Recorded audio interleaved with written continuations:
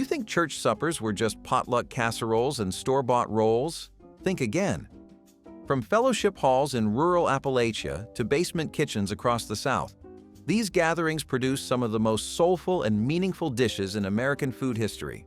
Let's dig into 30 forgotten church suppers no one makes anymore. Chicken bog was the great equalizer at church gatherings throughout the Carolina Lowcountry, a one-pot rice dish that could feed a congregation on pennies. The preparation began with a whole chicken simmered until the meat fell from the bones, creating a rich broth that would later cook the rice. Cooks would shred every bit of meat, including the dark pieces most people ignored, then return it to the pot with long-grain rice, onions, and generous black pepper. The dish cooked slowly until the rice absorbed the broth and became sticky, with chicken distributed throughout. What made chicken bog special was its democracy. Every spoonful contained the same humble abundance regardless of who held the plate. Church ladies competed quietly over whose bog had the best consistency. Families brought their largest pots to fellowship halls where the smell of simmering chicken announced that community was about to happen.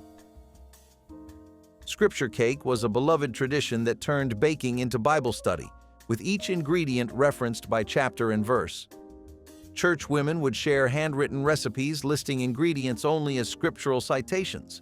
Judges 5:25 for butter, Jeremiah 6:20 for sugar, Isaiah 10:14 for eggs, requiring bakers to look up each passage before measuring. The resulting cake was dense, spiced with cinnamon and nutmeg, studded with figs and raisins mentioned throughout the Old Testament. Making scripture cake became a teaching tool for Sunday school classes, with children racing to find verses while mothers measured and mixed. What made this tradition meaningful was how it wove faith directly into everyday nourishment, reminding families that sustenance came from both physical and spiritual sources. The recipe cards were treasured and passed between generations, often tucked into family Bibles alongside birth and death records. Methodist meat pie was the practical answer to feeding large crowds economically, stretching small amounts of ground beef into hearty slices that satisfied working families. Church women would brown inexpensive ground beef with onions and simple seasonings, then spread the mixture into large sheet pans lined with homemade biscuit dough. A second layer of dough covered the top before baking until golden, creating individual portions that could be served without plates or forks if necessary. The beauty was in the portability. Men could eat standing in fellowship halls between services. Children could carry portions outside without messes. Each church had its own variations, some adding canned tomatoes for moisture, others folding in leftover vegetables. The pies appeared at Wednesday night suppers, funeral receptions, and building fund dinners where economy mattered more than elegance. A little meat, some flour, and willing hands transformed church basements into places where no one left hungry. Funeral potatoes earned their somber name by appearing at nearly every bereavement meal across rural America, becoming the dish mourners most expected and appreciated. The preparation was simple. Frozen hash browns mixed with sour cream, cream of chicken soup, shredded cheddar, and butter, then topped with crushed cornflakes and baked until bubbling. The casserole required no skill beyond stirring and could be assembled quickly when grief allowed no time for cooking. Church women kept the ingredients on hand specifically for death, knowing the phone could ring any day with news requiring immediate response. What made funeral potatoes meaningful wasn't culinary artistry, but the message they carried. Someone cared enough to bring food, to show up, to fill a void that grief had emptied. The dish was deliberately bland, comforting without demanding attention. Generations of families came to associate this particular combination with loss and with the community that gathered around it. Sawmill gravy with cathead biscuits was the working-class breakfast that fueled Sunday mornings before church across the Appalachian South. The gravy earned its name from lumber camps where cooks stretched meat drippings into filling meals for hungry workers, using flour and milk to create thick white sauce flecked with bits of sausage or bacon. Cathead biscuits, so called because they were large as a cat's head, were dropped onto baking sheets without rolling, resulting in irregular shapes with crusty tops and soft interiors, perfect for soaking up gravy.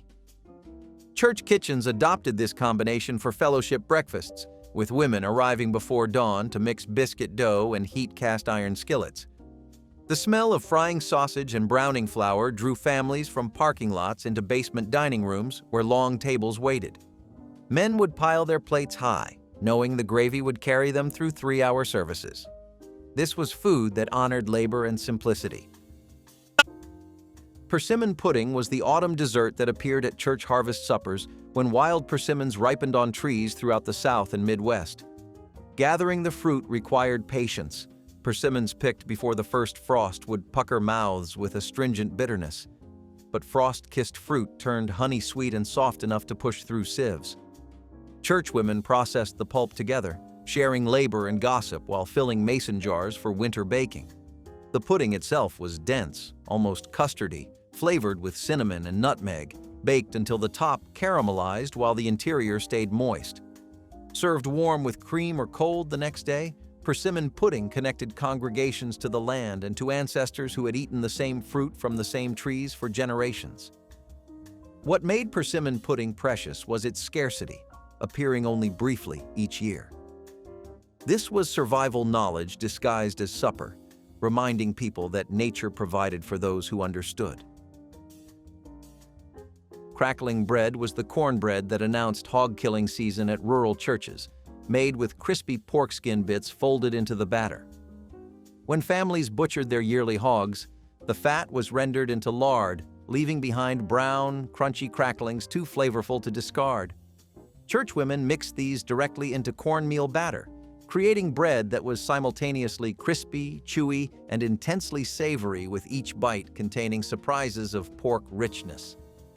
The bread was baked in cast-iron skillets, preheated with lard until smoking, developing a crust that shattered between teeth before giving way to tender interior. At church suppers following community hog killings, crackling bread appeared alongside beans, greens, and every part of the pig transformed into supper. What made this bread special was its connection to self-sufficiency and the satisfaction of using everything the animal provided. The smell of crackling bread baking meant winter was coming, and the community had prepared together. Ham loaf with pineapple glaze was the dressed-up main dish that churchwomen prepared when occasions demanded something fancier than everyday suppers allowed. Ground ham mixed with ground pork, breadcrumbs, eggs, and milk was shaped into loaves, then baked under a sticky sweet glaze of brown sugar, mustard, and crushed pineapple. The combination of salty, smoky ham with tropical sweetness created a flavor profile that felt celebratory, perfect for Easter dinners and homecoming suppers.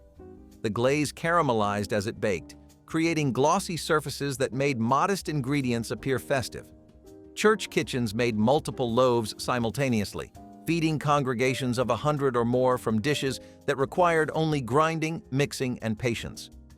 What made ham loaf meaningful was how it elevated everyday ingredients into celebration food through technique and presentation rather than expense.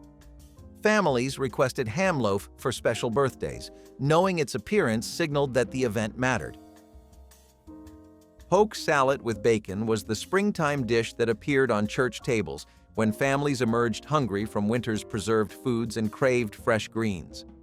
Pokeweed grew wild throughout the South, sending up tender shoots each March that provided the first edible greens of the season before gardens produced anything.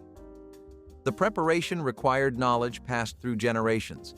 Young poke leaves had to be boiled in multiple changes of water to remove toxins that made mature plants dangerous.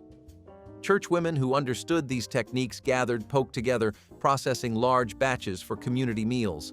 The cooked greens were then fried with bacon drippings and crumbled bacon until wilted and richly flavored. Served alongside cornbread, poke salad delivered vitamins and minerals that winter-weary bodies desperately needed while connecting congregations to foraging traditions. This was survival knowledge disguised as supper, reminding people that nature provided abundance for those who understood where to look. Stack pie was the community dessert that required multiple families working together, each contributing a thin layer to a towering finished product.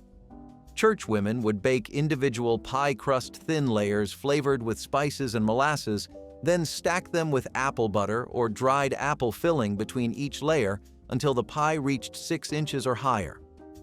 The assembled pie rested for days, allowing moisture from the filling to soften the layers into a unified whole that sliced cleanly and tasted of concentrated autumn. This wasn't a dessert one family could make alone. The labor of rolling multiple layers, the apple butter made from community pressing parties, the assembly requiring steady hands, all demanded cooperation.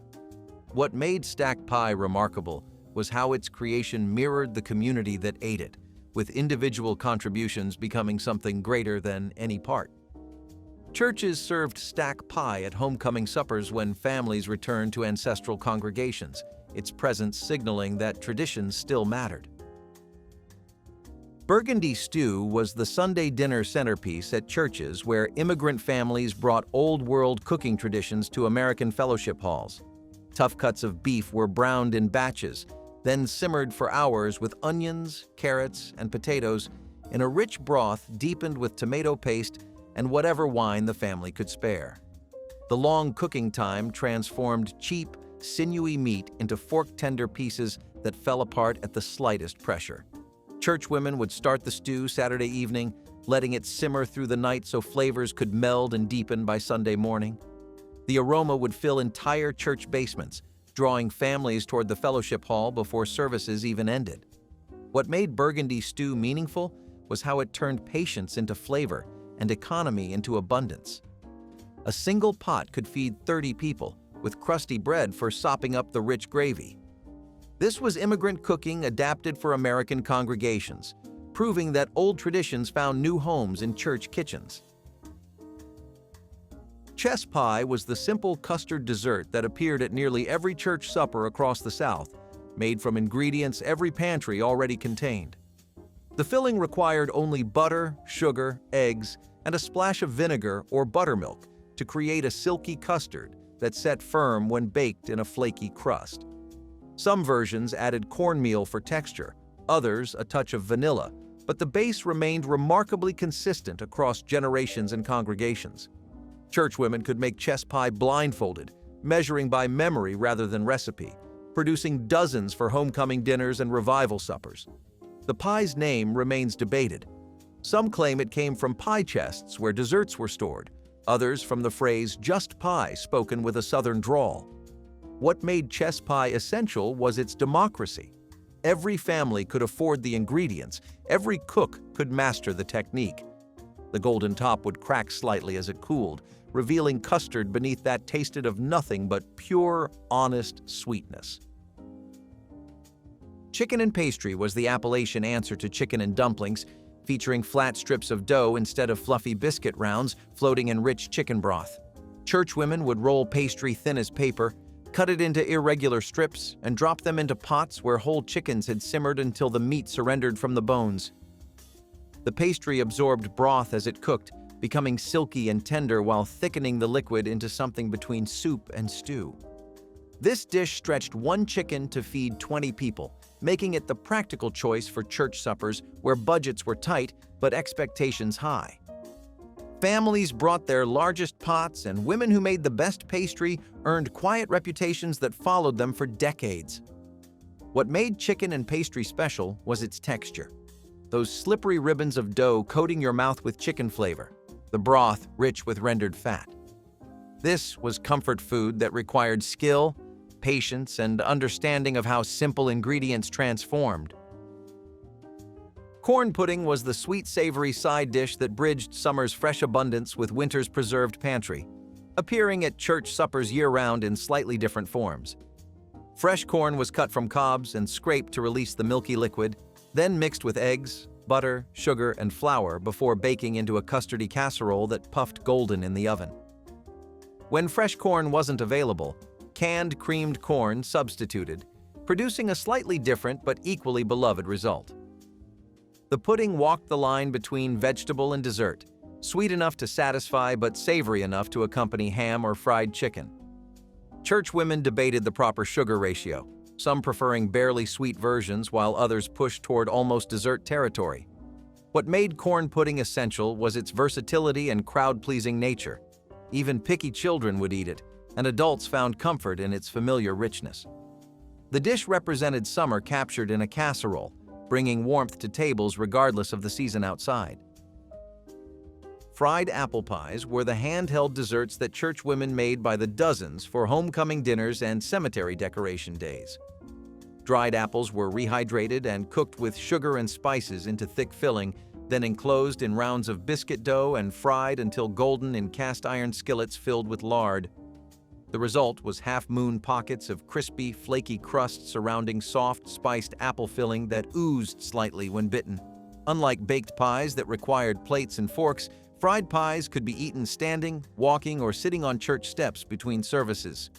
Children loved them because they felt like treats, while adults appreciated how they stretched preserved fruit into portable dessert.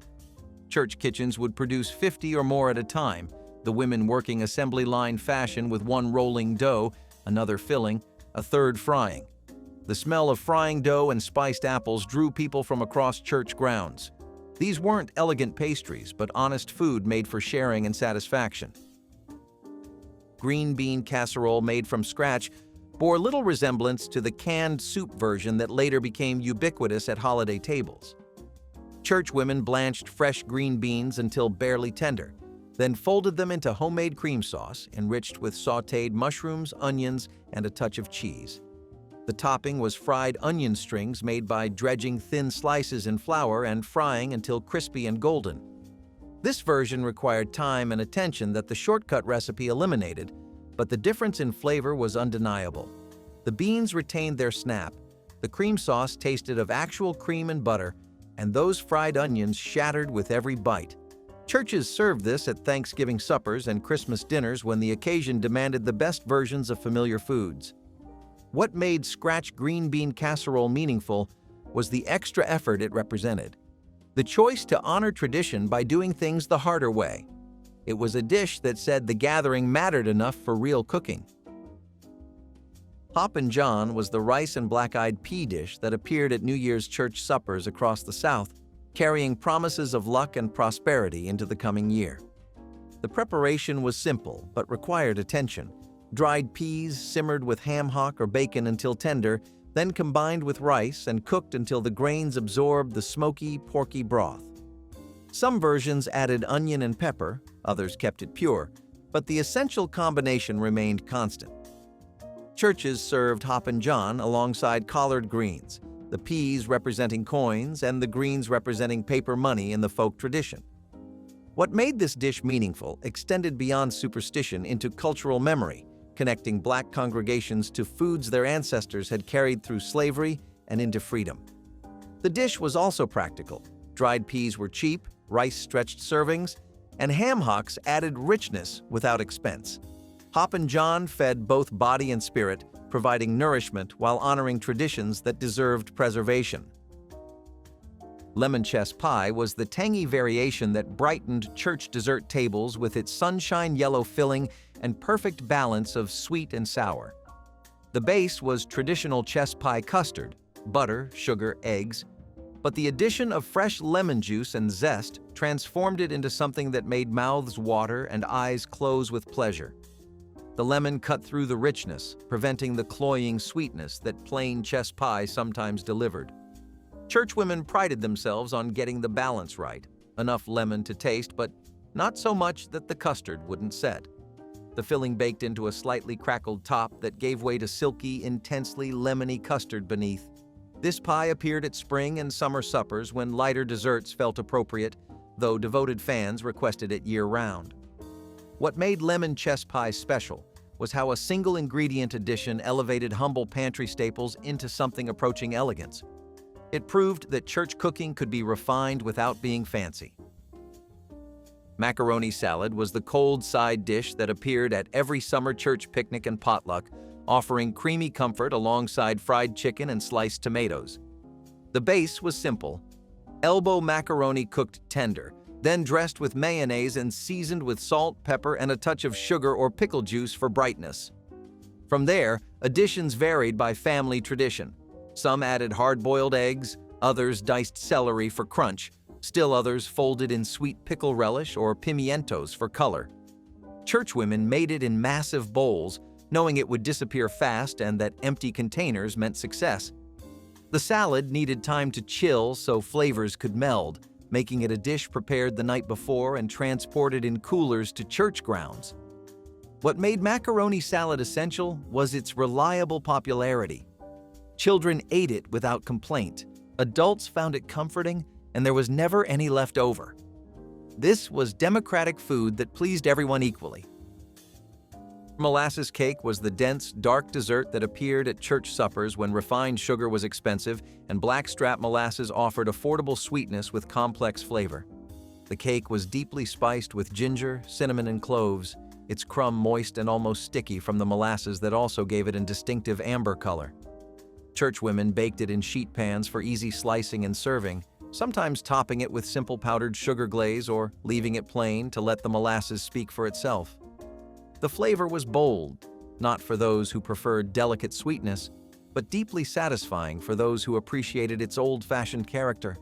Molasses cake connected congregations to earlier generations who had relied on this affordable sweetener, making it a dish of memory as much as taste. Children sometimes found it too strong, but adults who had grown up eating it craved its particular richness. The cake kept well for days, improving as flavors mellowed and deepened. Oatmeal pie was the thrifty church dessert that emerged when pecan prices soared beyond what working families could justify. The filling mimicked pecan pie's gooey sweetness, corn syrup, eggs, butter, and brown sugar, but substituted rolled oats for the expensive nuts. The result was surprisingly satisfying, with oats providing gentle texture and toasty flavor that complemented the caramelized filling. Churchwomen discovered that guests often couldn't tell the difference, especially when the pie was served warm with whipped cream. The crust cradled a filling that was chewy at the edges and soft in the center, sweet enough for celebration but made from pantry staples. Oatmeal pie appeared at holiday suppers and homecoming dinners where dessert tables needed filling without emptying treasury funds. What made this pie meaningful was its honesty about substitution. Families served it proudly because the flavor stood on its own merits. This was church cooking at its most resourceful, proving that creativity mattered more than expense.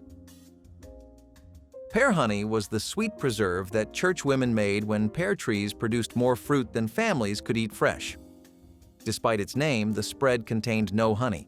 The term referred to its thick, golden consistency that resembled honeycomb drippings. Ripe pears were peeled, cored, and cooked down with sugar, and sometimes crushed pineapple until the mixture reached a spreadable consistency that could top biscuits or fill cake layers. Church kitchens became production lines during pear season, with women working together to process bushels before the fruit spoiled. The finished jars were shared among families, given as gifts, and brought to church suppers where they accompanied fresh bread. What made pear honey special was how it preserved summer's abundance for winter tables, transforming fleeting fruit into year-round sweetness. The flavor was delicate and floral, with subtle notes that developed as the preserve aged. Pear honey represented the best of church community, shared labor producing shared abundance. Pintos and cornbread was the meal that appeared more often than any other at church suppers across Appalachia, feeding congregations for pennies while delivering complete nutrition. Dried pinto beans simmered all day with fatback or ham hock until they turned creamy, their cooking liquid becoming thick pot liquor that was almost gravy. Alongside came cornbread baked in cast iron, its bottom crust crispy from preheated skillets while the interior stayed tender. The combination provided complete protein, beans and corn together creating amino acids that neither offered alone. Church women started beans before sunrise on Wednesday mornings, knowing evening services would bring hungry families. The smell of simmering beans and baking cornbread drew people from parking lots into fellowship halls. What made this combination endure was its perfect simplicity. Affordable ingredients, minimal skill required, maximum satisfaction delivered. Pintos and cornbread was democracy in edible form. Pulled pork with vinegar slaw was the celebration food that appeared when churches held fundraising dinners and homecoming gatherings worth remembering. Pork shoulders smoked for hours over hickory until the meat surrendered to gentle pulling, then dressed with thin vinegar sauce that cut through the richness without masking the smoke. Alongside came coleslaw dressed not with mayonnaise, but with sharp vinegar, sugar, and celery seed, providing crunch and contrast to the tender meat. Churches with smokers built them as community projects, and the men who tended fires through the night earned respect that followed them for years. The combination appeared on paper plates at long tables under shade trees, families eating standing or sitting wherever space allowed. What made pulled pork meaningful was the investment it required. 12 hours of smoking, vigilant fire tending, early morning meat pulling. This wasn't everyday food, but celebration food, reserved for gatherings that deserved real effort. Red velvet cake was the showstopper that commanded center position on church dessert tables, its dramatic crimson layers demanding attention before a single slice was cut. The cake's color came originally from the reaction between buttermilk, vinegar, and cocoa, though later versions added red food coloring for more vivid results. Between layers spread cream cheese frosting, tangy and rich, creating flavor contrast that made the mildly chocolate cake layers shine.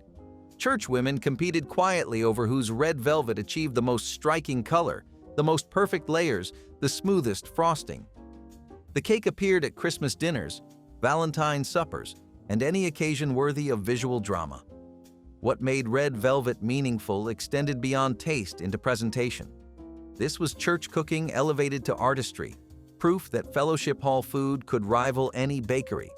The cake required skill and attention, and serving it announced that the baker had invested both. Salmon croquettes were the Friday supper that appeared at Catholic church fish fries and any gathering where meat wasn't appropriate. Canned salmon, bones, skin, and all, was mashed with eggs, cracker crumbs, and onion, then formed into patties and fried until golden in cast-iron skillets. The exterior developed a satisfying crunch while the interior stayed moist and flaky, the salmon's natural oils keeping everything rich. Churchwomen made dozens at a time, frying in batches while helpers drained finished croquettes on paper bags. Served with tartar sauce or lemon wedges, they offered protein that was affordable and shelf-stable. The bones were left in deliberately, softened by canning until they added calcium without texture problems. What made salmon croquettes meaningful was their reliability. Canned salmon waited in pantries for whenever needed, ready to become dinner. This was practical church cooking that turned humble canned fish into something worth gathering around. Scalloped potatoes with ham was the casserole that transformed leftover Easter ham into Tuesday supper, stretching expensive meat across multiple meals. Thin sliced potatoes layered with diced ham and homemade white sauce baked until the top browned and the potatoes turned tender, absorbing cream and ham flavor. Churchwomen made it in massive pans for fellowship dinners, knowing the combination of starch, protein, and richness would satisfy everyone. The dish required patience, slicing potatoes thin, making cream sauce smooth, layering everything so heat reached the center. What made scalloped potatoes meaningful was its transformation of components into something greater than its parts. The ham provided saltiness and smoke, the potatoes gave body, the cream sauce unified everything into comfort. This was church cooking that honored resources by wasting nothing, turning holiday remains into satisfaction. Seven-layer salad was the architectural marvel that appeared at summer church suppers, its layers visible through clear glass bowls like geological strata. Lettuce formed the base, followed by precise layers of peas, hard-boiled eggs, bacon, cheese, and onions, all sealed beneath mayonnaise stirred in just before serving. The salad required overnight refrigeration, so flavors could meld while layers remained distinct, making it a dish prepared Saturday for Sunday gatherings. Churchwomen took pride in visual presentation, choosing their clearest bowls and arranging layers with precision. The first scoop disturbed everything, mixing layers into a creamy, crunchy, bacon-studded celebration that tasted better than its components suggested. What made seven-layer salad meaningful was its combination of make-ahead convenience and impressive presentation. Busy women could prepare it in advance while still delivering something special. Sorghum cookies were the spiced treats that appeared at church suppers throughout the Appalachian South, sweetened with the amber syrup that families made from their own cane patches. Sorghum molasses gave the cookies deep, complex sweetness with hints of smoke and earth that refined sugar couldn't match. The dough was rolled thick, cut into rounds and baked until the edges crisped while centers stayed chewy. Their surface crackled like old pottery. Churchwomen kept sorghum in their pantries, specifically for these cookies, knowing no other sweetener produced the same result. The cookies appeared at harvest suppers and Christmas gatherings, their distinctive flavor announcing that someone had used the good sorghum. What made these cookies meaningful was their connection to place. Sorghum came from specific farms and traditions. Eating sorghum cookies meant tasting the land itself, transformed into something sweet. Tomato pie was the savory summer dessert that appeared when gardens produced more tomatoes than any family could eat fresh. Thick slices of ripe tomatoes layered in a baked pie crust with basil, onion, and a topping of mayonnaise mixed with shredded cheese that melted into a golden crust. The tomatoes released their juice as they baked, creating a filling that was part custard, part vegetable, entirely satisfying. Churchwomen made tomato pie only during peak season, usually August, when the fruit was so abundant that creative uses became necessary. The pie was served warm or at room temperature, its flavors balanced between tomato acidity and cheese richness. What made tomato pie meaningful was its celebration of seasonal abundance, a dish that could only exist when gardens overflowed, making each slice taste like summer. Churches served it at August suppers, when such flavors were briefly possible. Chess squares brought concentrated sweetness to dessert tables through buttery crust topped with cream cheese filling that baked into something between cake and custard. Church ladies pressed yellow cake mix combined with melted butter and 1 egg into the bottom of rectangular pans.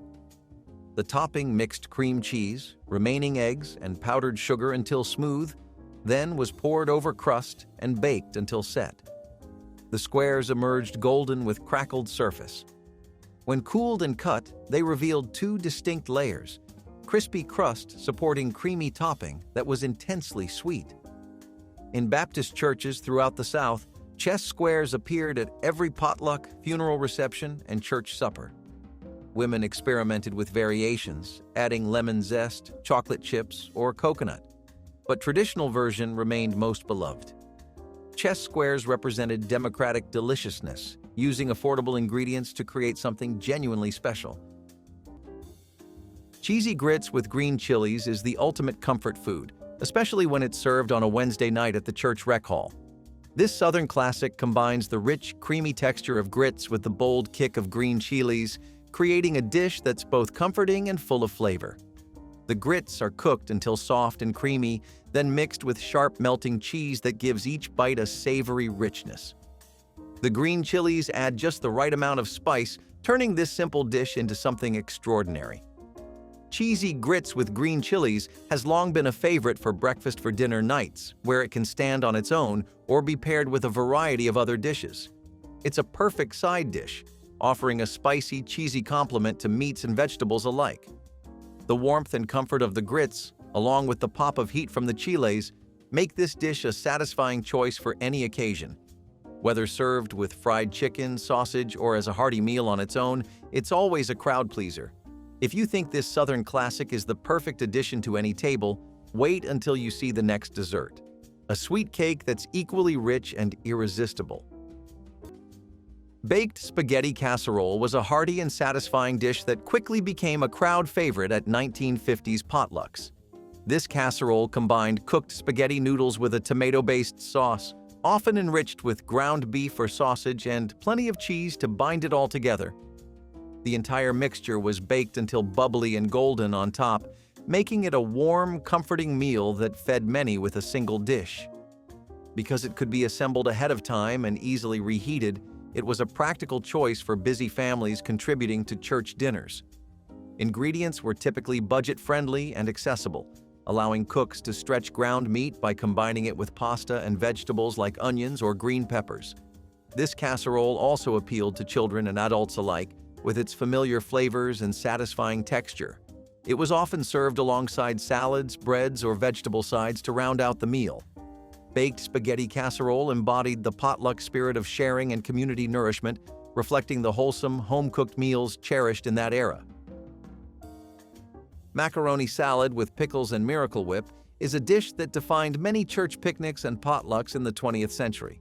The combination of elbow macaroni, sweet pickles, and the tangy zip of Miracle Whip dressing made this dish a beloved classic. It was the perfect side to complement the heavier casseroles and meats often found at these gatherings. The sweet pickles added a burst of flavor that balanced the creamy dressing, while the macaroni provided that comforting base that everyone loved. Each bite of this macaroni salad is a mix of textures and flavors, from the crunch of the pickles to the smooth creaminess of the dressing. Whether served as a side or even as a standalone dish, macaroni salad with pickles and Miracle Whip was a crowd pleaser. But if you think this tangy delight was the highlight, wait until you experience the cool, sweet dish that followed this trend. Coming up next. Deviled eggs anchored every potluck appetizer table, their sunny yellow centers piped into decorative swirls that showed off each cook's particular technique. Church ladies hard-boiled dozens of eggs, peeled them perfectly without pitting the whites, then sliced them lengthwise and scooped out yolks for mixing with mayonnaise, mustard, vinegar, and secret seasonings. The filling was piped back into egg white halves using pastry bags or carefully spooned to create neat mounds, then garnished with paprika, pickle relish, or tiny parsley sprigs. In Baptist churches across the South, deviled egg platters sparked friendly competition, with women developing signature styles. Some added pickle juice for tang, others included finely minced onion for bite, and adventurous cooks experimented with curry powder or hot sauce. The eggs had to be kept cold and made the day of serving. Deviled eggs represented commitment. During the mid-20th century, Jell-O desserts were the crown jewels of church picnics and potlucks, and cherished Cranberry Jell-O squares were no exception. This layered creation brought together the tartness of cranberry gelatin, the sweetness of crushed pineapple, and the creamy richness of a whipped cream cheese topping. Its vibrant red hue made it visually striking, while the contrasting textures kept guests coming back for seconds. The practicality of this dish was undeniable. Gelatin-based desserts were inexpensive, easy to prepare, and required little more than a refrigerator and some patience. The recipe's versatility added to its appeal.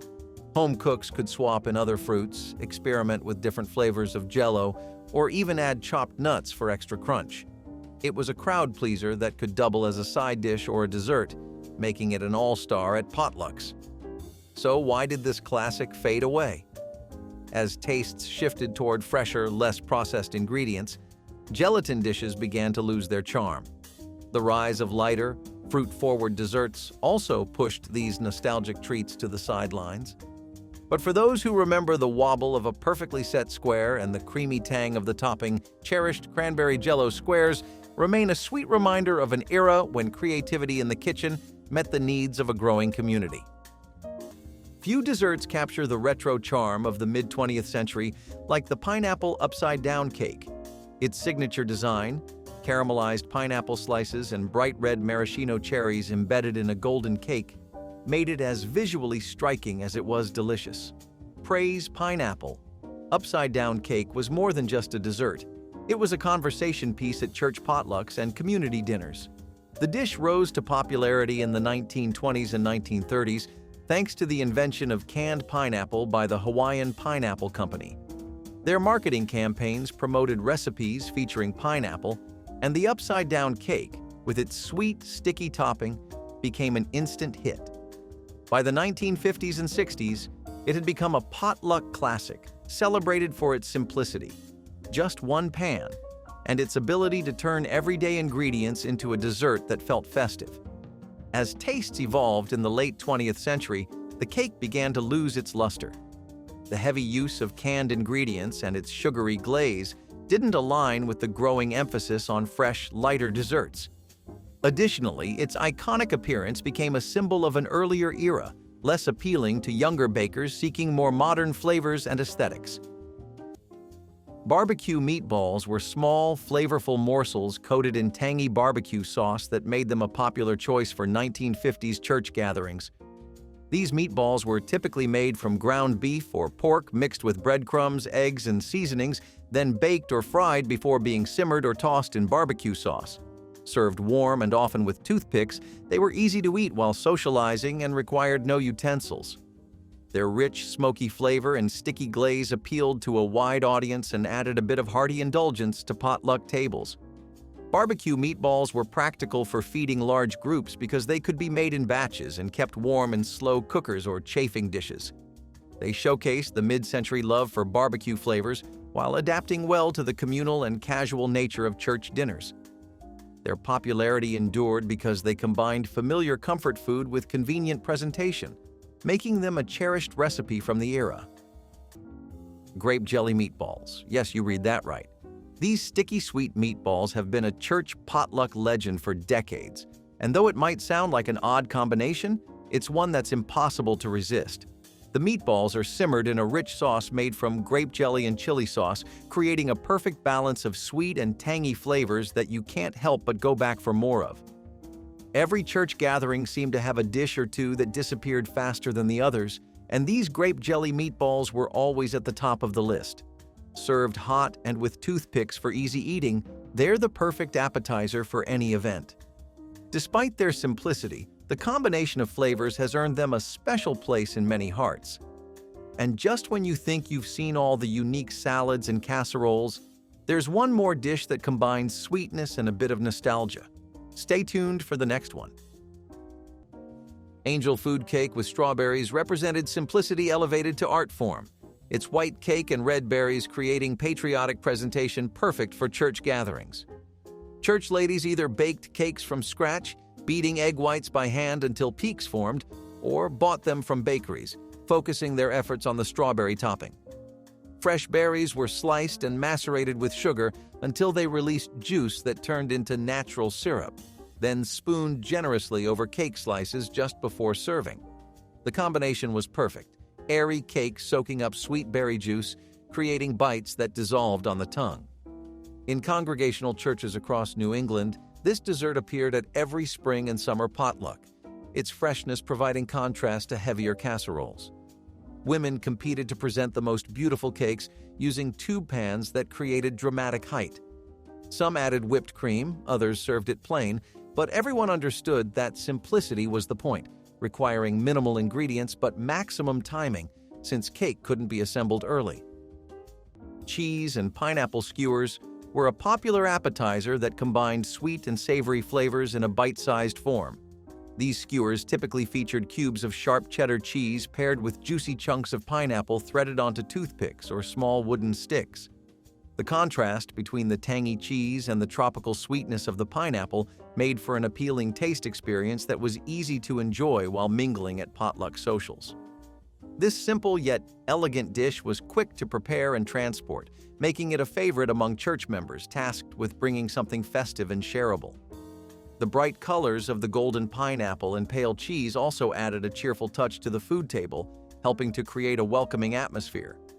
Many cooks used canned pineapple for convenience, especially during winter months when fresh fruit was less available. Despite its simplicity, cheese and pineapple skewers represented the kind of thoughtful, crowd-pleasing dishes that helped build community spirit in mid-century church gatherings. Their popularity endured because they required minimal effort but delivered maximum enjoyment to guests. Turkey and rice casserole was a hearty and comforting dish that made frequent appearances at 1950s church potlucks, especially in the weeks following holidays. This casserole typically combined leftover cooked turkey with cooked rice, cream of mushroom or celery soup, and sometimes vegetables or cheese, all baked together until hot and bubbly. It was an efficient and delicious way to stretch leftover meat while feeding many guests. The creamy texture and savory flavors made it satisfying and easy to prepare in advance. Turkey and rice casserole was practical, economical, and emblematic of mid-century resourcefulness in home cooking. The dish was often served with simple sides or salads, making it a complete meal for community gatherings. Many remember it as a staple that brought comfort and warmth to the table, representing the spirit of sharing and celebration. Liver and onions with brown gravy is one of those forgotten classics that was once the centerpiece of many Sunday suppers. Yes, it might not be the most popular dish today, but it was a beloved favorite for generations. The rich, earthy taste of the liver paired perfectly with the savory brown gravy, while the onions added a bit of sweetness and texture to balance out the flavors. Some grandmothers swore by this dish, preparing it for Sunday family meals, where it was often served alongside mashed potatoes and vegetables. Though it may be seen as an acquired taste for those who loved it, liver and onions were a comforting, satisfying meal. The recipe was simple but effective, showcasing the beauty of slow cooking and rich flavors. And just when you thought we'd covered all the forgotten classics, there's another gelatin dish on the way that might just surprise you. Keep reading for the next recipe. Sweet pickled cauliflower was a tangy and crunchy addition to 1950s potluck spreads, bringing variety and flavor to the table. This dish involved pickling fresh cauliflower florets in a sweetened vinegar brine often infused with spices like mustard seed, cinnamon, and cloves. The result was a vibrant, flavorful vegetable side that combined the natural crunch of cauliflower with a pleasantly sharp sweetness. Pickled vegetables were popular because they could be prepared ahead of time and preserved for longer periods, making them ideal for community events. Sweet pickled cauliflower provided a refreshing contrast to heavier casseroles and baked dishes commonly served at church socials. Its bright appearance added color to the food table, while the unique flavor satisfied guests looking for something different. This dish showcased the resourcefulness and creativity of home cooks in the 1950s, who used pickling as a way to stretch seasonal produce and add zest to their meals. Cowboy beans transformed simple pinto beans into hearty dish packed with ground beef, bacon, and molasses sweetness that made them substantial enough for main course. Church ladies combined canned pork and beans with browned ground beef, crispy bacon pieces, chopped onions, ketchup, brown sugar, and mustard, then baked everything together until flavors melded and top developed slight crust. The beans emerged thick and rich, more stew than side dish, providing protein and comfort in every spoonful. In non-denominational churches across Texas and Oklahoma, cowboy beans appeared at every potluck, church barbecue, and youth group gathering. Some church ladies added jalapenos for heat, others included bell peppers for color. The dish represented frontier resourcefulness, combining pantry staples with fresh ingredients to create something filling, affordable, and genuinely delicious. In the days when church picnics were synonymous with indulgent homemade treats, faithful fried apple rings brought a touch of carnival-style fun to the table. This simple yet delicious dessert featured crisp apple slices, dipped in a light batter, fried until golden, and finished with a dusting of cinnamon sugar. The result was a warm, sweet, and slightly tangy bite that captured the essence of autumn, no matter the season. The practicality of this recipe made it a frequent guest at gatherings. Apples were affordable, widely available, and easy to work with, while the batter could be whisked together using basic pantry ingredients. Fried apple rings were also incredibly versatile. They worked as a dessert, a snack, or even a breakfast treat alongside coffee, and their individual portions made them ideal for sharing, with no forks or plates required. So, why don't we see these anymore? Frying, once a common cooking method, has fallen out of favor due to health concerns and the labor-intensive nature of the process. Add to that the rise of prepackaged apple snacks and desserts, and these homemade treats began to fade. Peanut butter salad with shredded carrots was a surprising and uniquely textured dish that found its way onto many church potluck tables in the 1950s. This salad combined the creamy richness of peanut butter with the crunch and natural sweetness of shredded carrots, often mixed with mayonnaise, raisins, or pineapple tidbits to balance the flavors. Served chilled, it offered a cool and satisfying contrast to the warm, savory dishes that dominated the potluck spread. This dish was affordable and easy to prepare, relying on pantry staples that were accessible to most families. Its unusual combination appealed to adventurous palates and reflected the era's experimentation with mixing sweet and savory elements. Peanut butter salad was a conversation starter and a memorable part of many communal meals. It demonstrated how home cooks creatively incorporated new ingredients into traditional social gatherings, making it an enduring part of 1950s church food culture. Stuffed celery sticks brought elegant simplicity to appetizer tables, their crisp green boats filled with cream cheese mixture that could be savory or sweet. Church ladies cut celery into uniform 3-inch pieces, then piped or spread, filling into the hollows using butter knives or pastry bags. The most common filling mixed cream cheese with Worcestershire sauce, garlic powder, and chopped olives, creating savory perfection. Others filled celery with peanut butter, transforming vegetables into snacks that children actually ate. The most ambitious church ladies created rainbow platters with multiple fillings. In Presbyterian churches across the Northeast, stuffed celery appeared at every lady's tea, wedding shower, and Christmas party, providing crunch and freshness that balanced heavier dishes. The vegetables could be prepared hours ahead and refrigerated, making them perfect for busy hostesses. Stuffed celery represented controlled elegance. Chicken and dumplings from scratch is the kind of dish that defines comfort food for a generation. Imagine fluffy, biscuit-like dumplings soaking in a rich, flavorful chicken broth, each bite offering warmth and heartiness. This dish wasn't just about the taste, it was about the feeling it gave you. Made from scratch, the dumplings were tender, soft, and light, unlike anything you could get from a store-bought mix. The broth was rich with the essence of slow-cooked chicken, herbs, and vegetables, offering a depth of flavor that made this meal feel like a warm hug. For many, chicken and dumplings was a Sunday supper tradition, served with a side of cornbread and enjoyed with the family gathered around the table. If you think this dish defines comfort, there's another dessert coming up that takes the concept of easy and delicious to a whole new level. Stay tuned for the next treat. Pineapple cheese spread was a sweet and tangy party dip that found a place on many 1950s church social tables. This spread blended sharp cheddar cheese with crushed pineapple, mayonnaise, and sometimes cream cheese, creating a creamy yet flavorful mixture perfect for crackers or vegetable sticks. The combination of the savory cheese and sweet pineapple provided a delightful contrast that appealed to a broad audience. Pineapple cheese spread was easy to prepare and could be made ahead, making it ideal for busy potluck hosts. Its bright flavor and unique texture set it apart from more traditional spreads. This dish reflected the era's love for combining unexpected ingredients into new taste experiences. Many church members fondly remember it as a signature party item that added variety and excitement to gatherings, embodying the mid-century spirit of innovation and communal joy around food. Few desserts carry the warmth of tradition quite like a baked custard rice pudding. Reverent rice pudding was a staple at church gatherings, offering creamy comfort with a touch of cinnamon spice and the sweetness of raisins. It was the kind of dish that felt like home, evoking memories of simpler times when nothing in the pantry went to waste. Rice pudding's history stretches back centuries, with variations found in nearly every culture that had access to rice and milk.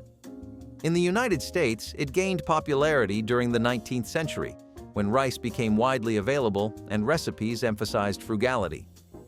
By the 1970s, baked versions with eggs, milk, and sugar added a custardy richness, while cinnamon and raisins gave it a warm, familiar flavor. It was versatile, too, served as a dessert, a snack, or even a breakfast dish. But as dessert trends shifted in the late 20th century, rice pudding began to fade. Its humble simplicity couldn't compete with the rise of more decadent sweets like chocolate lava cakes or the colorful allure of gelatin desserts. The time-intensive baking process also made it less appealing in an era of quick fixes. Party potatoes earned their celebratory name through sheer indulgence, combining frozen hash browns with sour cream, cream of chicken soup, butter, and cheddar cheese into casserole that made every gathering feel festive. Church ladies mixed thawed hash browns with the creamy base, spread everything into buttered baking dishes, then topped with more cheese and crushed cornflakes before baking until bubbly and golden. The result was comfort food perfection, crispy top giving way to creamy potatoes that absorbed every bit of dairy richness. Unlike funeral potatoes' somber associations, party potatoes showed up at celebrations, wedding showers, graduation receptions, and Easter brunches. In Lutheran churches across Minnesota and Wisconsin, women brought these potatoes to every festive occasion. The casserole could be assembled the night before and baked the next day, making it perfect for busy church ladies juggling multiple responsibilities, proving convenience and deliciousness could coexist beautifully. In the 1980s and 1990s, when potluck spreads began leaning toward lighter, more sophisticated dishes, almighty almond chicken salad earned its place on the table. This creamy, savory sweet combination of shredded chicken, sliced almonds, juicy grapes, and a touch of mayo was a refined twist on a classic. It brought elegance to any gathering while remaining simple enough to whip up in a home kitchen. What made this salad a standout was its versatility. It could be served in a variety of ways, on a bed of lettuce, as a sandwich filling, or even scooped into hollowed-out melon halves for a fancier presentation. The ingredients were affordable and adaptable. Cooks could swap in walnuts for almonds, yogurt for mayo, or dried cranberries for grapes, tailoring the recipe to suit their pantry or taste. So, why did it disappear? As prepackaged chicken salads flooded grocery stores, the effort of making this dish from scratch lost its appeal for busy households. Additionally, shifting dietary preferences and the move toward leaner, vinaigrette-based salads further edged it out. Black bean sliders aren't really too in line with the spirit of everything else we've been making so far here, but they were a part of that trend of veganism I just talked about. These sliders were made with black beans, which I'm sure you know by now is something that Americans took to on a national scale right after their use during the Depression, especially in the South. It was in the South where black bean-based dishes went a step further beyond too, thanks to things like the black bean burgers.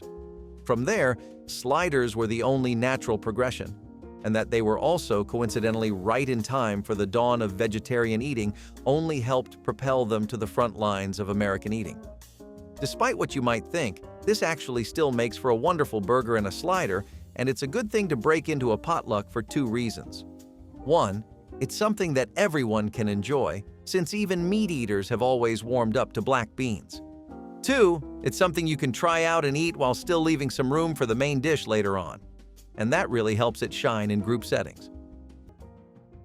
Jellied chicken salad was a quintessential 1950s dish that combined cooked chicken with vegetables set in a savory gelatin mold, reflecting the era's fascination with molded salads. This dish often included diced chicken, celery, onions, and sometimes nuts or chopped pimentos, suspended in a flavorful gelatin base made from chicken broth and unflavored gelatin. Served cold and sliced, it was both a visual centerpiece and a tasty salad that showcased creativity in presentation. Jellied chicken salad was often made in advance, allowing flavors to meld and the gelatin to set firmly, making it practical for potlucks and large gatherings. Though it might seem unusual today, at the time it represented a sophisticated and modern way to serve cold salads. The dish balanced texture and flavor with a slightly savory taste and a firm yet tender mouthfeel. Its popularity was tied to the post-war era's emphasis on convenience, novelty, and communal sharing, making it a memorable part of many church potluck tables. Tomato aspic is one of those dishes that many people have strong feelings about. Either you loved it or you dreaded seeing it on the table. A savory gelatin mold made with tomato juice, celery, and spices, tomato aspic is a dish that was often served at church luncheons and family gatherings. The texture of the gelatin, combined with the sharpness of the tomato and the subtle crunch of celery, made for a unique flavor profile that was often polarizing. Yet, for those who appreciated it, tomato aspic was an elegant way to serve a chilled side dish that felt just a little fancier than a typical salad. It might have been a bit of a hard sell at first glance, but once people started eating it, they understood its appeal. If you can appreciate the charm of this quirky dish, you're going to love the next sweet and creamy salad that brings a whole new meaning to the word heavenly. Watergate salad earned its political name in the early 70s, but church ladies had been making pistachio fluff for potluck since the 50s, its green color and marshmallow sweetness making it instant favorite. The recipe mixed pistachio pudding with crushed pineapple, miniature marshmallows, chopped pecans, and Cool Whip until everything turned pale green and cloud-like. No cooking required, just stirring and refrigerating until marshmallows softened and flavors melded. Church ladies served it in crystal bowls or molded into shapes, its festive color making every potluck table look celebratory. The texture was simultaneously creamy, chewy, and crunchy, hitting multiple pleasure points with each spoonful. In Catholic churches across the Midwest, This salad appeared at every Lenten fish fry, Easter brunch, and Christmas party. Children devoured it. Parents pretended it counted as fruit serving because of pineapple, and grandmothers knew it was pure indulgence but served it anyway. Cheese, sausage, and croissant strata is this really comforting brunch dish that actually works amazingly for potlucks. It works because it's the perfect little starter to bring to a party. Most people already know who's going to be bringing what, and there are designated people who bring the really heavy-hitter dishes. That leaves people who really need to nail the sides, appetizers, and desserts. For them, this dish was literally a no-compromise sort of thing. It was absolutely impossible to have a potluck without somebody bringing over a croissant strata, especially if you lived in the openly French neighborhoods. Sorry, by that I mean the ones who would cook nothing else but French food. Strata has lots of layers, especially in Italy, where they take the attention to detail super seriously. Traditional strata recipes make use of sliced bread, baguettes, croissants, and all kinds of other things. This dish was experimented with a lot while it was becoming a big thing in America, so you had people all over the country doing their own version of a strata. Lots of people played around with the kinds of cheeses you could use, or they would switch out the sausages for some other meat. Either way, it was a wonderful little bread-based dish to serve as a filler until the next big meal. Which forgotten church supper would you bring back? Drop your memories in the comments, hit like, and subscribe for more forgotten flavors from America's kitchens.